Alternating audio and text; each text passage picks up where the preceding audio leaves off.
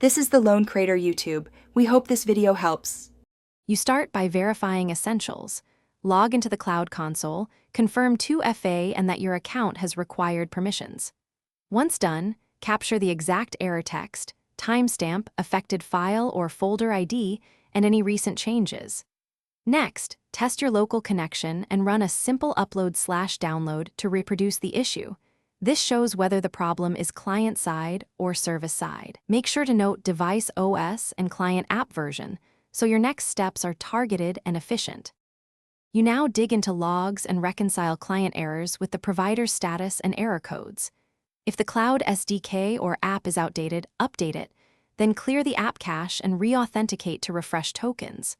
Once updated, retry the operation on a wired or stable Wi-Fi connection to remove intermittent network variables. Also inspect file attributes. Large size limits, forbidden characters, path length, and inherited permissions can block sync. Adjust these settings and test it. You finish by verifying the fix.